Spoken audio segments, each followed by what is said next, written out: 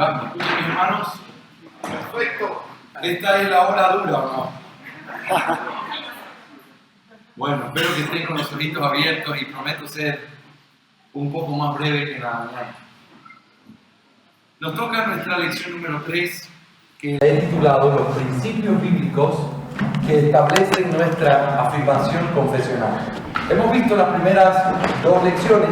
En primer lugar, cuál es esa clara afirmación confesional que hacemos. Y hemos tratado de resumir qué es lo que creemos con respecto a las asociaciones. En segundo lugar, vimos de dónde fluye, cuál es la raíz doctrinal de nuestra declaración confesional. Y nos enfocamos en mirar a John Cotton en la llave del reino de los cielos. Y ahora, en tercer lugar, vamos a considerar los principios bíblicos. Vamos a mirar, es como que si estuviéramos mirando de atrás hacia adelante. Empezamos mirando el resultado, que es la confesión de fe. Vimos de dónde vino, que es John Cotton, las llaves del reino, pero ahora vamos a ir más atrás todavía para poder mirar los principios bíblicos que llevaron a esa conclusión. Así que en esta tarde, yo quiero compartir con ustedes de una manera sencilla y breve, mis hermanos, tres cosas importantes con respecto a los principios bíblicos que establecen nuestra afirmación confesional. Vamos a mirar, en primer lugar, los argumentos históricos. En segundo lugar, vamos a considerar una herencia no uniforme. Y en tercer lugar, vamos a considerar los principios incuestionables. Así que los argumentos históricos, una herencia no uniforme y los principios incuestionables. Hermanos, cuando uno pregunta el tema de las asociaciones eclesiásticas, ¿es un asunto bíblico? Hay muchas personas dentro de círculos, incluso bautistas reformados, dispuestos a decir no hay realmente una defensa bíblica para poder hablar de asociaciones, por lo menos no asociaciones formales. Y entonces surge un debate que se ha sostenido entre algunos círculos reformados con respecto al tema de las asociaciones. Así que lo que yo quiero es tratar de llevarlos a un punto de equilibrio bien importante. En primer lugar, yo quiero mostrarles, y voy a hacer mi mejor esfuerzo por tratar de mostrar los tres argumentos históricos que se presentaron en la Confesión de Fe y también en John Cotton para poder defender la asociación eclesiástica bíblicamente. Lo vamos a mirar, vamos a meditar. Luego vamos a ver en segundo lugar que no todos han estado de acuerdo sobre esos argumentos en la historia. Incluso los mismos que publicaron el libro de John Cotton en Inglaterra, Thomas Goodwin y Phil Knight, cuando lo publicaron, pusieron una carta introductoria diciendo: en esto no estamos de acuerdo.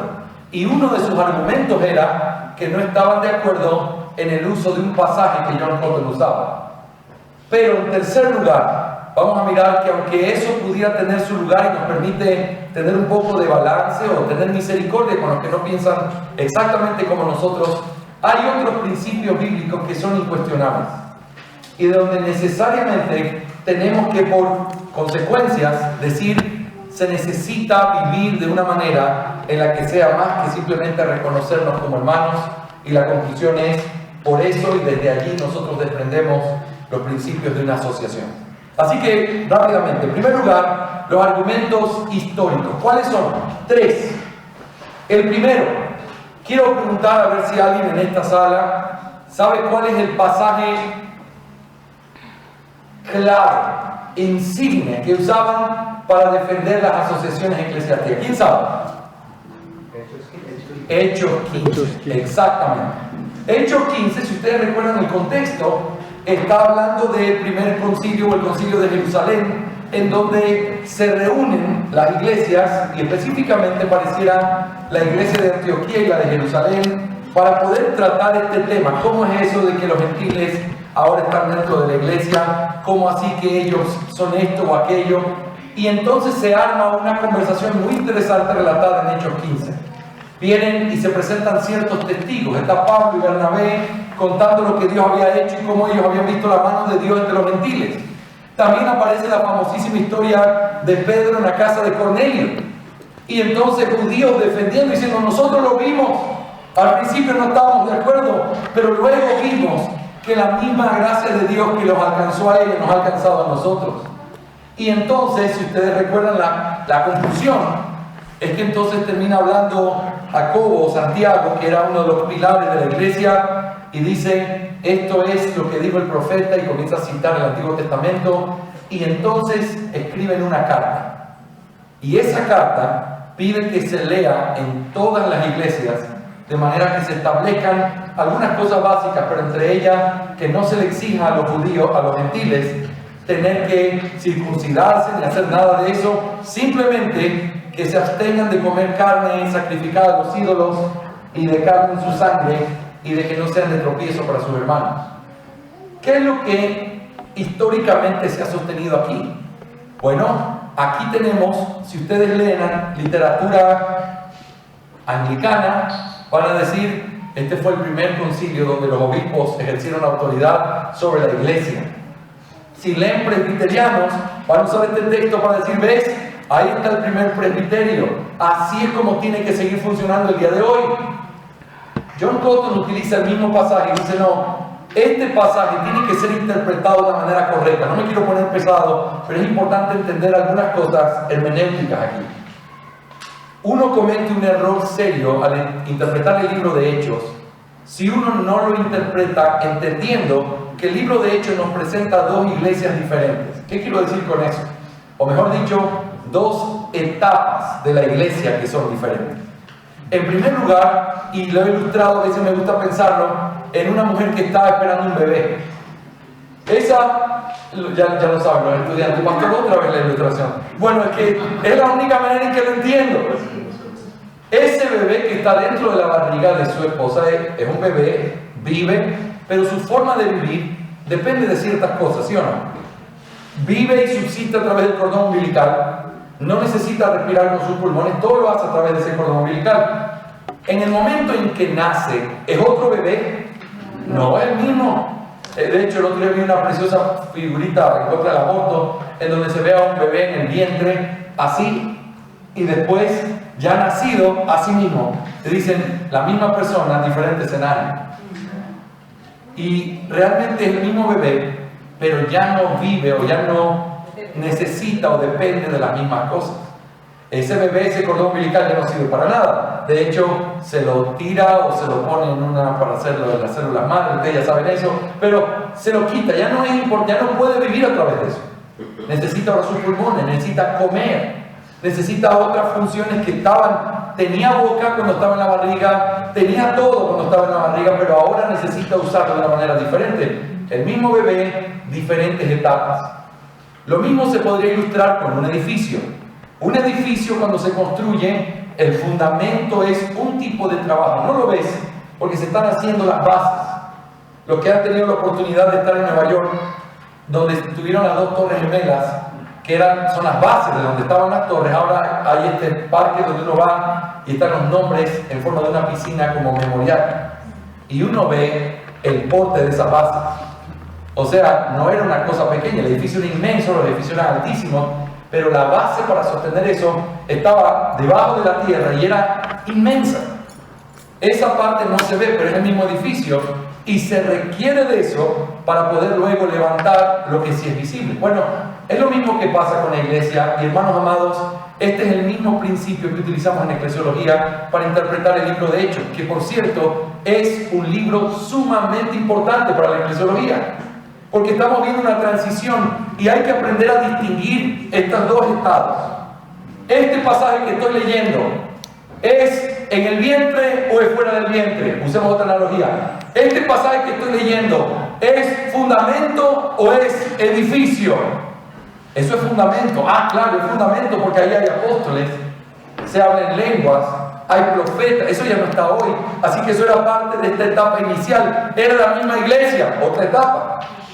Pero hay otros pasajes en donde encontramos a la iglesia en la etapa diferente ya de crecimiento, el bebé fuera. ¿Cómo lo sabe? Ya no hay apóstoles. O si los hay, ya no están ejerciendo lo que hacían, sino que ahora dicen, y yo juntamente con ellos, pastor, están en la misma posición como si fueran pastores de iglesia. Ok, entonces hay que aprender a hacer la distinción. Este es el problema. Que entonces algunos dicen, este pasaje de Hechos 15, ¿dónde se encuentra? Uno dice claramente en el vientre de la madre, porque esta es una iglesia extraordinaria. ¿Cómo lo sabes?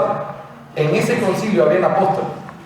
En ese concilio los apóstoles tienen autoridad sobre la iglesia de Cristo universal. Si ellos dicen esto, es eso, porque ellos tienen esa autoridad. En ese sentido, no podemos tomar eso como algo que se tiene que seguir repitiendo el día de hoy, así como tienes que decir que el cordón umbilical funcionaba de cierta manera y ahora ya no es igual, porque hay una diferencia. Pero al mismo tiempo, ese patrón debe tener enseñanzas y aplicaciones que son vigentes para la iglesia en este otro estado. Y eso es lo que argumenta Cotton. Dice, es cierto, aquí hay apóstoles, ya no hay, entonces no es lo mismo. Pero lo que aquí se vivió, se aplica aquí, y la forma correcta de aplicación son los sínodos o las asambleas de las asociaciones de iglesias. Cuando surge un problema, se pueden reunir, tratar asuntos y tratar de hacerlo. Lógicamente, no puedes ponerlo sobre la iglesia como fue Hechos 15, pero sí puedes sugerirlo sobre la iglesia. Y eso es una aplicación de algo que es un hecho que no se repite. ¿Me hago entender? Este mismo principio, hermanos, se utiliza en otros momentos. Por ejemplo, cuando nosotros vemos la elección de un apóstol, esto es algo que John Cotton lo hace con mucha excelencia. Él dice esto: la iglesia debe elegir a sus oficiales. ¿Y sabes cuál es el primer ejemplo que utiliza? Hechos 1. ¿Y qué pasa en Hechos 1? Están escogiendo a quién iba a reemplazar a Judas, porque él era del diablo. Y uno dice, espérate, eso es definitivamente el vientre de la madre y bien al principio de ese feto. No hay apóstoles, no estamos escogiendo apóstoles, pero espera. Luego él cita Hechos 6. Ya el feto es un poquito más grande, sigue estando en el vientre, pero ahora vemos el mismo patrón. Pedro se para, al igual que en Hechos 1, hermanos, necesitamos escoger a uno entre nosotros y tiene que tener esta característica. La iglesia ve, en Hechos 1 presentan a esos dos y escoge a uno de ellos por suerte, por azar. En Hechos 6 el mismo patrón. Hermanos, no es justo que dejemos la palabra y la oración. Es necesario que escojan en medio de ustedes a un hombre lleno del Espíritu, a 7 hombres que tengan esto. El pueblo mira, escoge y los trae delante de los apóstoles. Pero John Cotton dice, ok, si tú me quisieras, voy a hacer como que yo fuera John Cotton, y tú me dices que eso es en el vientre de la madre, muy bien, tienes razón, pero quiero que notes el patrón. Se establecen principios, la iglesia comprueba los principios, los oficiales o los que tienen autoridad imponen las manos. Eso lo ves en Hechos 1, Hechos 6 y luego te cita Hechos 14. Eso ya es la iglesia fuera del vientre de la madre. Y entonces dice que fueron estableciendo ancianos en cada iglesia. Y la palabra que aparece ahí, está en nuestra confesión de fe, es por medio del levantamiento de manos de la iglesia. Ya no estaban escogiendo apóstoles, no estaban escogiendo profetas, pastores. Pastores mediante el mismo proceso. Entonces mi punto es este: no se puede desechar Hechos 15 por ser un pasaje que se encuentra en el tiempo de la iglesia extraordinaria, porque lo está. Pero hay patrones ahí que, aunque son irrepetibles en ciertos casos, como ejercer autoridad, como apóstoles que pueden decir cómo se hacen las cosas, pero tú puedes aprender. En caso de controversia, la iglesia se puede reunir, puede tratar los asuntos y se puede llevar eso a la iglesia. Entonces, ese es el principio y el argumento que utiliza John Cotton. De hecho, si ustedes ven nuestra confesión de fe, y ya voy a ir en el siguiente punto a decirles algo bien interesante, si ustedes ven la confesión de fe en los textos originales que se citaban, uno de los pocos textos que aparecen ahí es Hechos 15, versículos 2, 4, 6, 22, 23 y 25. ¿De qué está hablando? Concilio de Jerusalén, la firmada de la carta, se lleva la carta a las iglesias. Y ellos dicen, por eso las iglesias deben vivir en asociación. Así que esa es la manera en que ellos conectaban y explicaban eso. Y eso no es algo extraño o ajeno. Realmente creo que si nosotros lo entendemos de una manera correcta, creo que esto tiene una verdadera validez en nuestra interpretación de la Escritura.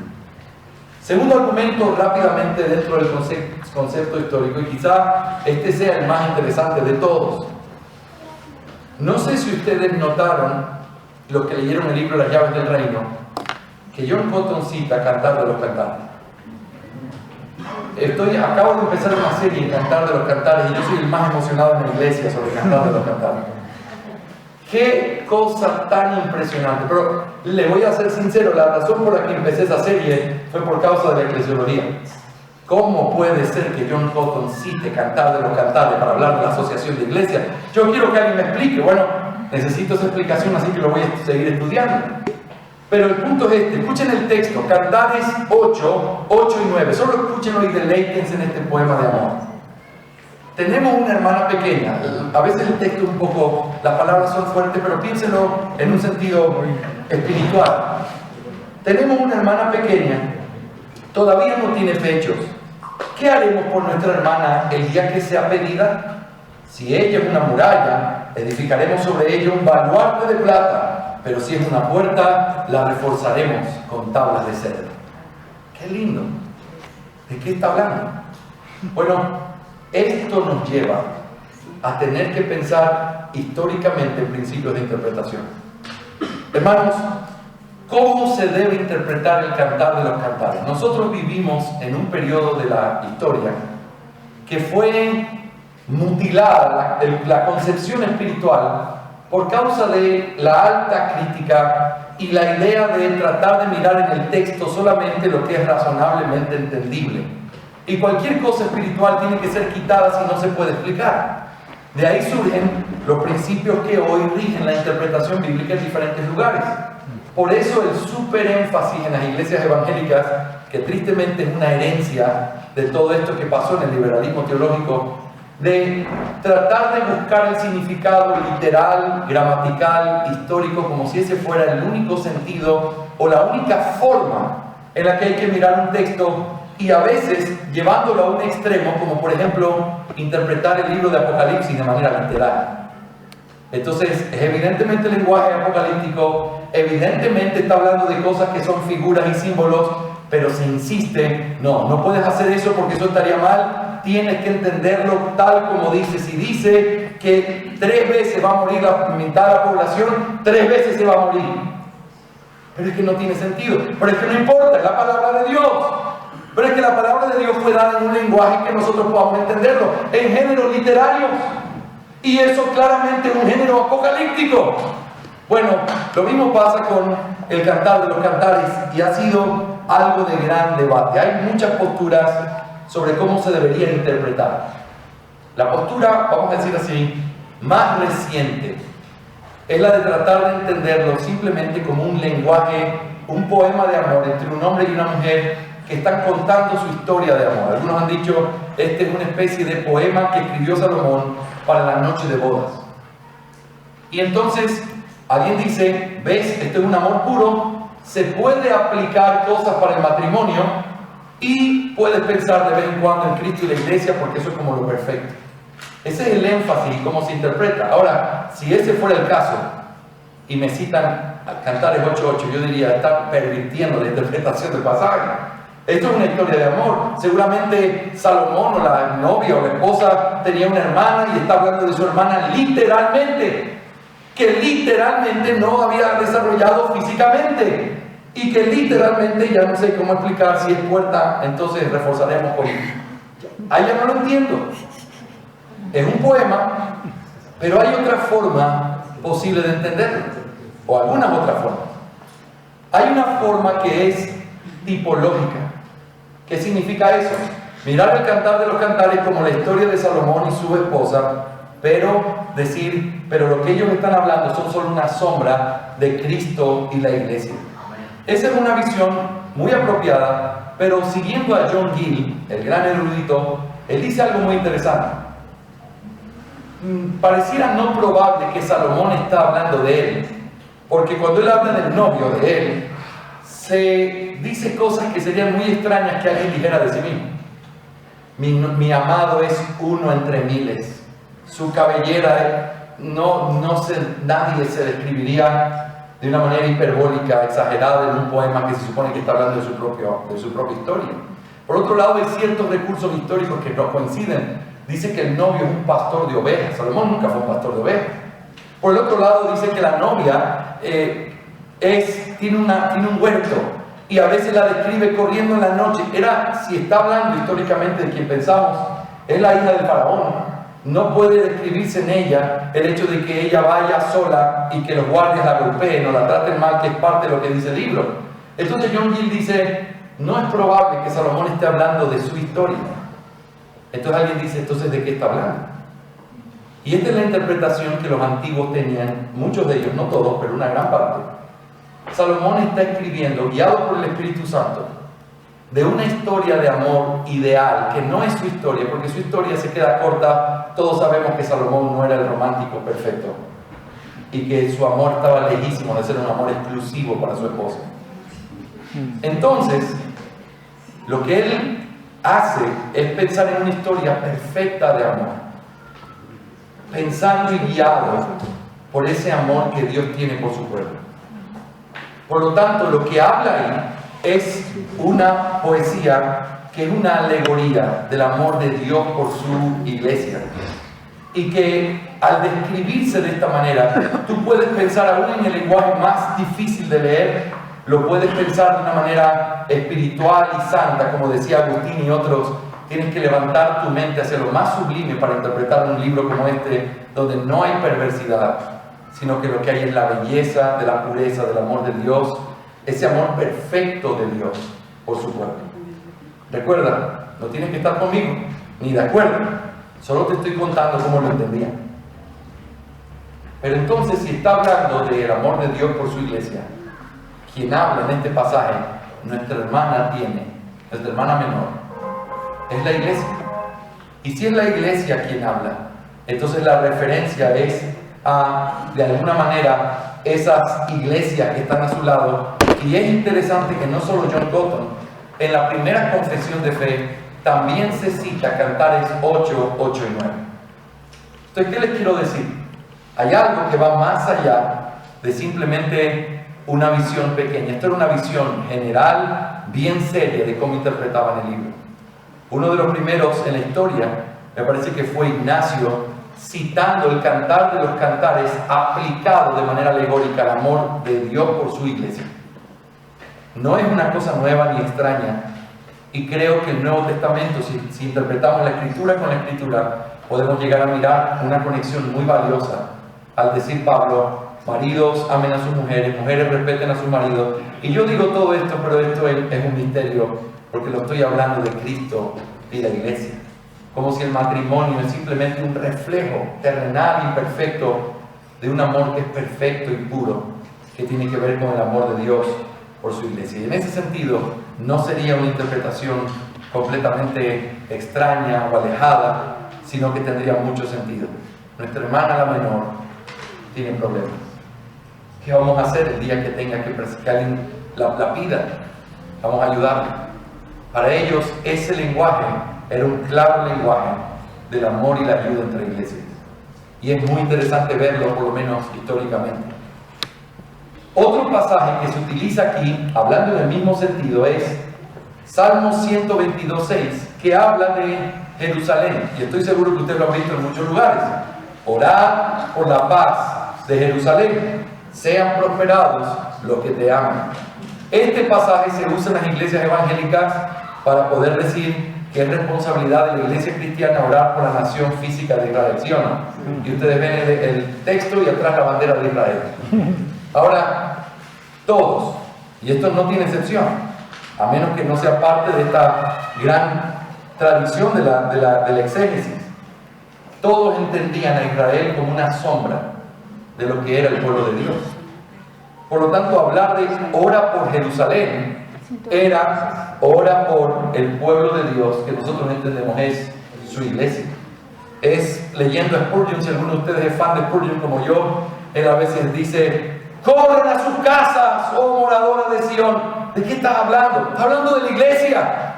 Oh Sion, si tan solo. Y se refiere a la iglesia, a los cristianos, como si fueran Jerusalén y una ciudad, porque ese es el lenguaje que el Antiguo Testamento usa, y nuestra confesión de fe lo está aplicando también. La confesión de fe dice: es la responsabilidad de todos orar por todos los cristianos en todos lados. Y adivinen qué texto cita: oren por la paz de Jerusalén. Significa que su interpretación era entender el Antiguo Testamento como si Israel y las promesas hacia Israel siempre tuvieran que ver con el verdadero pueblo de Dios. Muy bien, hemos visto dos cosas en la perspectiva histórica. En primer lugar, Hechos 15. En segundo lugar, Cantar de los Cantares y el Salmo 122, para ver las figuras que se le dan a la iglesia en el Antiguo Testamento. Pero ahora veamos los pasajes que hablan de la interacción de la iglesia en el Nuevo Testamento. Esa es otra de las formas clásicas en las que lo enseñaba. En nuestra confesión de fe, de manera, en la original, nosotros encontramos que hay dos pasajes por lo menos que se citan entre la interacción de la iglesia. Les voy a pedir que lo vean conmigo rápidamente. El primero es Romanos capítulo 16, versículos 1 y 2. Romanos capítulo 16, versículos 1 y 2. Dice la palabra del Señor en Romanos 16, 1 y 2. Os recomiendo a nuestra hermana Febe, diaconisa de la iglesia de Cencrea, que la recibáis en el Señor de una manera digna de los santos y que la ayudéis en cualquier asunto en que ella necesite de vosotros, porque ella también ha ayudado a muchos y aún a mí misma. El primer pasaje clásico es este pasaje en el que se habla de Febe. Febe, una hermana, no sabemos muy bien quién era o qué hacía. Lo que sí sabemos es que era una hermana fiel, que había sido de bendición en la vida de Pablo, que había sido una bendición en la iglesia y que por alguna razón ahora estaba yendo a Roma. Y Pablo está mandando, lo que ya vimos, una carta de recomendación. ¿Y qué es lo que pide? Recíbanla. Recíbanla. Es una interacción real que muestra iglesias que se conocen e iglesias que tienen responsabilidades mutuas, como el hecho de recibirnos el uno al otro. El otro texto clásico es Tercera de Juan 8 al 10, el famoso pasaje de Diótrefes. Tercera de Juan 8 al 10. Por tanto, debemos acoger a tales hombres para que seamos colaboradores en pro de la verdad. Escribía algo a la iglesia, pero Diótrefes, a quien le gusta ser el primero entre ellos, no acepta lo que decimos. Por esta razón, si voy, llamaré la atención a las obras que hace, acusándonos injustamente con palabras maliciosas, y no satisfecho con esto, él mismo no recibe a los hermanos, se lo prohíbe a los que quieren hacerlo y los expulsa de la iglesia. Noten otro pasaje clave de interacción entre iglesias. ¿Qué es lo que vemos en este pasaje? Número 1, cartas. Otra vez, yo también escribí algo. Esa interacción, esa comunicación, era la forma en la que ellos se podían comunicar o estar enterados de qué pasaba en una iglesia y otra. Sabemos que por esa escritura era un deseo de bendición, de ánimo a esta iglesia hermana. Pero vemos también que hay otro tipo de interacción aquí. Ellos dijeron, ese Diótrefes es un tremendo, ya no vamos a tener relación con esa iglesia. No, yo mismo lo voy a confrontar, voy a hablar de sus obras, porque lo que está haciendo no está bien. Hay una interacción verdadera en los límites de lo que una iglesia hermana debe hacer por su iglesia hermana. Diótrefes era un problema para esa iglesia. Y no es simplemente ya no tengo comunión, vamos a buscar la manera de ayudar. Y eso es lo que encontramos en esta interacción. Así que cuando tú miras cómo es que clásicamente se defendía la asociación de iglesias, tienes tres argumentos. Hechos 15, cómo se habla de la iglesia en el Antiguo Testamento y se incluye cantares y salmos. Y en tercer lugar, la interacción que había en las iglesias del Nuevo Testamento. ¿Estamos claros hasta aquí, mis hermanos? ¿Claros o dormidos? Las dos, pastor. Muy bien. En segundo lugar, les dije que no solamente íbamos a ver cuál era el argumento clásico, sino que era necesario ver que tenemos una herencia que es no uniforme. ¿Qué quiero decir con eso? Han habido diferentes tipos de acercamiento al tema de la asociación y quiero darles dos ejemplos bien importantes. El primero es el de Goodwin y Niall, que eran congregacionalistas en Inglaterra, pero que no, aunque estaban en favor de las asociaciones, no estaban tan a favor del argumento bíblico que usaba Cotton. Y lo vamos a leer brevemente. Pero una segunda cosa es un argumento contemporáneo de mi amado doctor Sam Walton.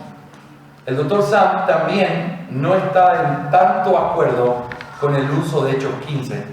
Y es muy interesante y vamos a hablar de eso. Así que lo que quiero mostrarles en este segundo punto es, tenemos una interpretación clásica, una argumentación clásica. Quiero decirles, yo estoy de acuerdo con esa argumentación clásica, pero hay cierta no exactitud en cómo todos recibieron esa argumentación. En primer lugar, veamos a Thomas Goodwin y Niles. ¿Qué es lo que decía Thomas Goodwin y Niles? Yo les pido que me toleren un poquito. Voy a leerles lo más poéticamente para que nadie se me duerma, pero esta es la cita que ellos ponen en la carta introductoria. Déjenme decirles una cosita aquí. Cuando se estaba llevando a cabo la asamblea de Westminster, una de las cosas que todos los eruditos de esa asamblea habían acordado es que nadie iba a escribir libros durante la asamblea para no persuadir a los demás. Entonces, nadie había publicado cosas ni nada, estaban discutiendo los temas. Eran verdaderas discusiones, no era esto es lo que creemos, a ver quién está de acuerdo, no, era realmente discutamos, lleguemos al acuerdo. Y entonces se publica en el Nuevo Mundo, en este Nuevo Mundo, se publican las llaves del reino, y lo que hacen Thomas Goodwin y Niles es que ayudan a que se publique ese libro en Inglaterra. No me pregunten si eso fue legítimo o no, eso fue lo que hicieron. Pero al publicarlo y al enseñar eso, y literalmente la historia nos dice que eso le movió el piso a la asamblea de Westminster. Porque fue algo, el argumento fue tan importante. Es fácil decir, ustedes los democráticos. Ellos dicen, no, espérate, nosotros no somos democráticos. Nosotros creemos en la autoridad de los pastores. Pero nosotros creemos que la iglesia tiene libertad. Y ya que tú niegas que la iglesia tiene libertad, explícame entonces estos textos donde se habla de la libertad de la iglesia. Eso comenzó a causar un tropiezo entre ellos y divisiones entre ellos, porque realmente eran argumentos muy importantes. Ustedes saben la historia. John Owen se convenció, siendo presbiteriano, se hizo congregacionalista por este libro, porque los argumentos eran sólidos. Ahora, si John Owen se convenció, y algunos de ustedes no, vamos a conversar de eso. Ahora, pero el punto es, se publica, pero ellos tienen una decencia bien importante aquí. Ellos hacen una carta introductoria, yo se los recomiendo, los que tienen una copia de las llaves del reino, léanla, no es tan fácil de leer, pero tiene un tesoro esa introducción, porque ellos resumen el contenido de Cotton, pero luego también dicen, en esto, con mucho respeto, no estamos de acuerdo. Y quiero leerles una de esas cosas en las que ellos no estaban de acuerdo. Y aunque dicen al final, estamos de acuerdo en la esencia de lo que este libro enseña, no necesariamente en todos los detalles o textos bíblicos que utilizan. Y en nuestra clase de ahora estamos estudiando el argumento bíblico, así que por eso nos metemos en eso. Miren lo que dice Goodwin y Niles con respecto a este tema. De nuevo, con toda humildad, todavía no vemos que esa asamblea de apóstoles, ancianos y hermanos en Hechos 15 haya sido un sínodo formal de mensajeros enviados de parte de una asociación establecida y compuesta de iglesias vecinas, sino una asamblea de la iglesia de Jerusalén y de los mensajeros de la iglesia de Antioquía solamente, que estaban muy alejados unos de otros y ahora se encontraban reunidos electivamente. Tampoco estamos convencidos hasta el momento de que con el fin de hacer esto un precedente de tal sínodo formal, los apóstoles fungieron allí como ancianos ordinarios en vez de actuar por la guía y asistencia apostólica. Más bien, si simplemente consideramos los aspectos mutuos en que se encontraban estas dos iglesias y sus ancianos en esta concurrencia, abstrayendo de ellos esa influencia e impresión, esa esfera superior que los apóstoles que estaban entonces presentes tenían en esa transacción, y concebimos que esto fue una consulta, como el erudito autor también reconoce que fue primaria y originalmente solo elevándose a la categoría de consejo general por la presencia de los apóstoles, siendo ellos ancianos de todas las iglesias, o si se quiere, una referencia a modo de arbitraje para decidir sobre aquella gran controversia surgida entre ellos en Antioquía, que consideraron demasiado difícil para ellos, para que así, de hecho, fuera una garantía para todas las formas de comunión entre todas las iglesias o cualesquiera de estas, especialmente entre las iglesias vecinas. y para que en ocasiones similares fueran ordenanzas provistas de poder ministerial para tales fines y propósitos, etcétera, etcétera. Ahora, ¿cuál es el punto? Ellos dicen, vemos el pasaje, vemos lo que pasó, pero no alcanzamos a ver lo que Cotton ve ahí. Creemos en las asociaciones eclesiásticas, pero no lo vemos en ese pasaje. Pareciera que eso es más un hecho irrepetible, una cosa de arbitraje de parte de los apóstoles para poder resolver un problema entre una iglesia y otra. Eso es lo que ellos creen, es legítimo que lo crean y que no vean en eso un patrón de algo que se pudiera utilizar más adelante. Con esto les quiero decir que la asociación de iglesias no se defiende solamente en Hechos 15. Creo que de una manera poderosa la interacción entre iglesias en el Nuevo Testamento es quizá el argumento más importante de todos. No fue como ellos lo defendieron, pero fue como nosotros lo podemos ver. Ahora, eso me lleva a mi segundo ejemplo, que es el Dr. Sam Waldron. Hace unos años estaba en Cuba con el Dr. Waldron en la clase de introducción a la confesión de fe, y entonces era el tiempo de preguntas y respuestas. Y alguien levantó, esos cubanos tienen unas preguntas buenas, levantó la mano y dijo: ¿por qué en las versiones en inglés y en español nosotros tenemos más textos de prueba que lo que había en la confesión original? Si quieren que sea sincero, ni me había dado cuenta. Pero, ¿cómo? Y entonces uno comparaba. En la confesión original, párrafo 14 del capítulo 26, hay 4 versículos. En la de Chapel Library, que algunos de ustedes utilizan porque no quieren usar la de legado bautista, me mandaron a decir eso. Muy bien. Ahora, en la de Chapel Library, escuchen esto, hay 26 versículos en el mismo párrafo. ¿Qué pasó ahí? Entonces el doctor Waldron levantó la mano y dijo: yo sí sé. Y dice: fue mi culpa. ¿Cómo fue su culpa? Dice: sí, no fue intencional. Cuando yo estaba haciendo la exposición de la confesión de fe y yo veía los argumentos, a mí me parecía que se podía enseñar esa misma verdad desde otros textos. Así que en mi versión yo puse esos versículos. Luego alguien tomó mi versión y dijo: esta es la confesión de Londres.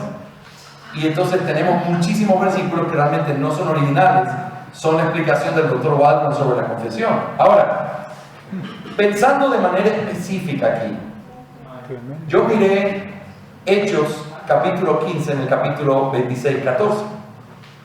Y el Dr. Waldron la utiliza, pero si ustedes ven, y esa es la diferencia real, 4 versículos de prueba en la versión original, 26 en la de Chapel Library o la versión moderna, digamos. ¿Por qué hay 26? Porque el Dr. Waldron utilizó todos los pasajes que se podían del Nuevo Testamento para mostrar la interacción entre iglesias sin tener que ir al libro de Hechos. ¡Wow! Ahora, eso es una tesis, ¿sí o no? Porque muestra una realidad. Hechos tiene que ser usado, y yo vuelvo a enfatizar eso, tiene que ser usado. Pero lo que Hechos dice simplemente se corrobora con todos los otros pasajes en el Nuevo Testamento que te enseñan que hay una verdadera relación entre iglesias. La ofrenda a las iglesias de Macedonia a los pobres de Jerusalén, el hecho de recolectar ofrendas en 1 Corintios capítulo 16, el hecho de poder agradecer la ofrenda que se dio, Filipenses, Pablo diciendo: solamente ustedes participaron. Esa no era la iglesia de Pablo, pero estaban participando con ese hombre de Dios. Hay una interacción real. 26 textos para poder mostrar que la relación entre iglesias era mucho más que simplemente decir: sí, hay una iglesia en esta ciudad. No era mucho más que eso. Nosotros estamos comprometidos, estamos recibiéndonos, estamos enviando a hombres como Epafrodito, estamos recibiendo hermanas como Febe, estamos apoyándonos con dinero. Toda esa interacción muestra el hecho de que hay una verdadera vida intereclesiástica en el Nuevo Testamento.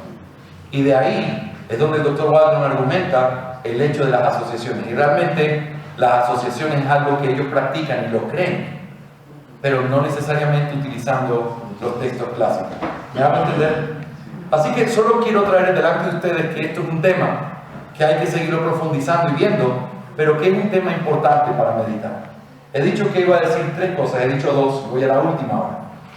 En primer lugar, les dije que iba a mostrar los textos clásicos, o los argumentos clásicos. En segundo lugar, les dije que iba a mostrar que nuestra herencia no es uniforme, porque hay hombres tan santos que creen lo mismo que nosotros, que no han defendido utilizando los mismos pasajes.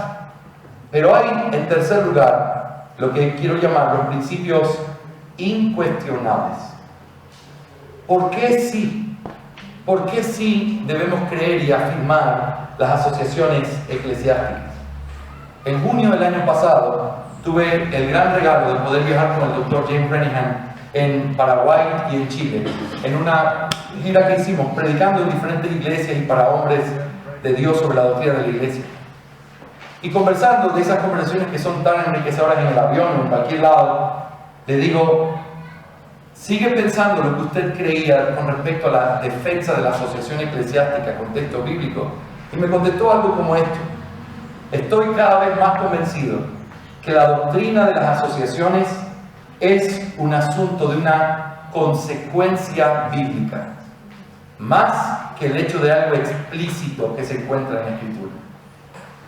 Eso de alguien como él hizo así en mi corazón. ¿Cómo?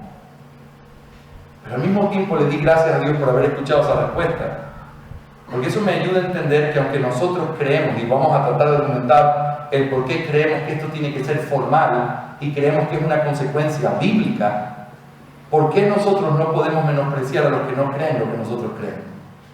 ¿Y por qué nosotros no debemos decir tú no eres confesional o tú no eres bautista o tú no eres reformado por no mirarlo como nosotros?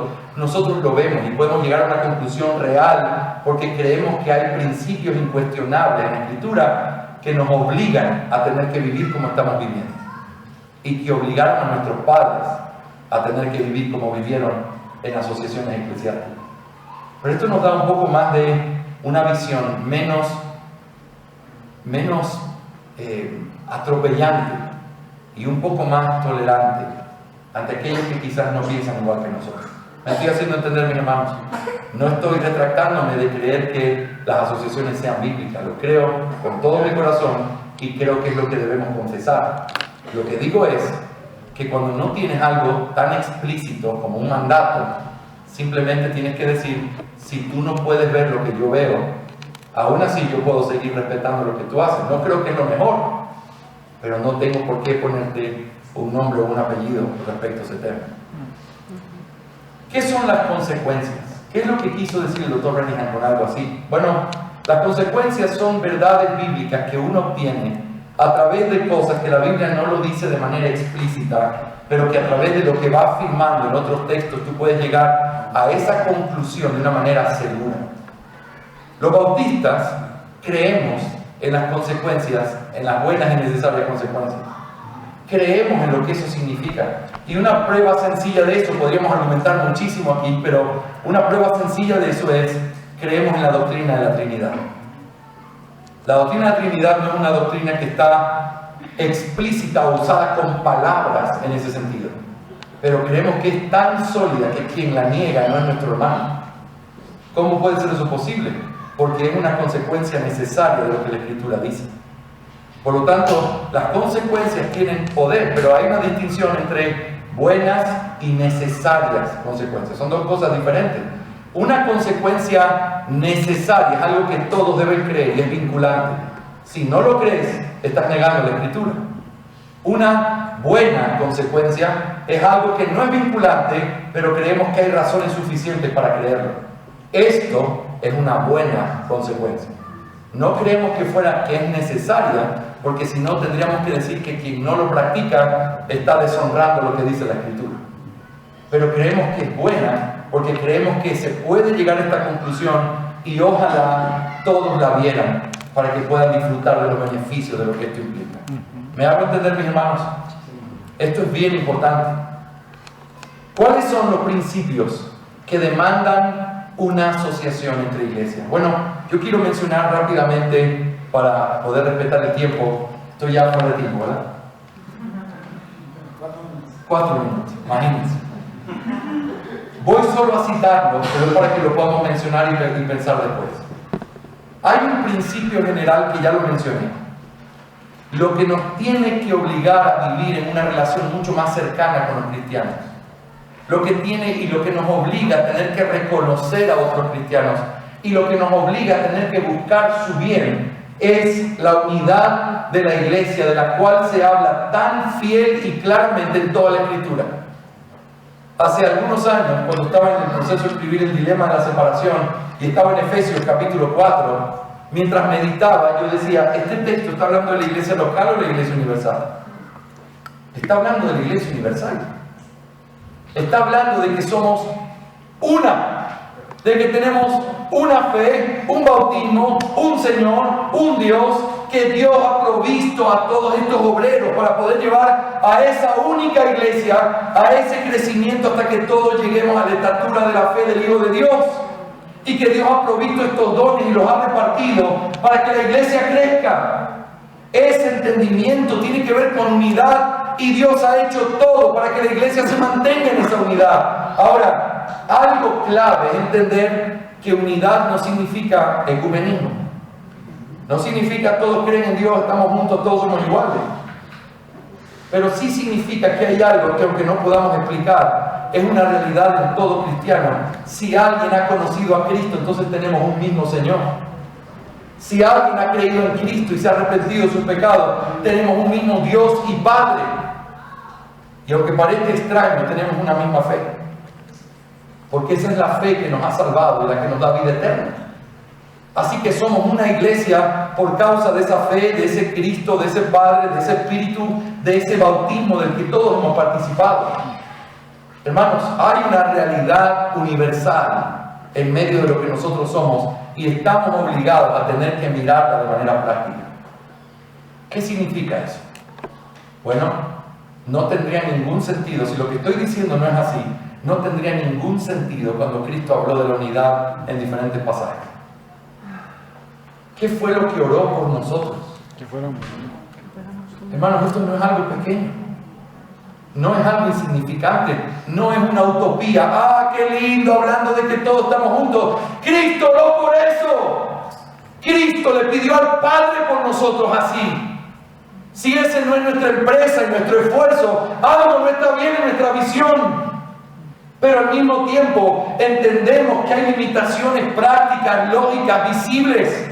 Que no puede haber una iglesia universal como una iglesia católica visible en el mundo hoy, que esa iglesia un día será visible, pero no hoy. Pero mientras tanto tienes que decirme cómo vas a buscar esa unidad, cómo se ve esa iglesia de Cristo que es una. Y la respuesta que nuestros padres dieron y la respuesta que nosotros damos es a través de vivir en iglesias que están unidas como una ciudad fortificada en sí misma, unida entre sí por la verdad y por su Señor, y luego por causa de eso unida a otras, que es la forma de mostrar la visión de una iglesia que es una. Hermanos, somos una sola iglesia. Aunque temporalmente tengamos que separarnos, incluyendo diferentes iglesias locales con diferentes credos, pero en todo lo que podamos, en esta tierra, tenemos que tratar de mostrar esa unidad. Y la forma más perfecta de hacerlo, en nuestro entendimiento, son las asociaciones eclesiásticas. Podemos unir a un grupo de hombres y mujeres que no son exactos uniformes, pero que por causa de la verdad que creemos, podemos caminar juntos y mostrar esa unidad. Hay mucho para pensar en esto. El Señor Jesús puso mucho en el principio de la unidad. Señor, para que el mundo crea que tú me enviaste. ¿Saben lo que eso significa? Su nombre, su testimonio, su gloria está puesta humanamente hablando en cómo se ve la unidad de los creyentes en la tierra. Eso no es algo pequeño.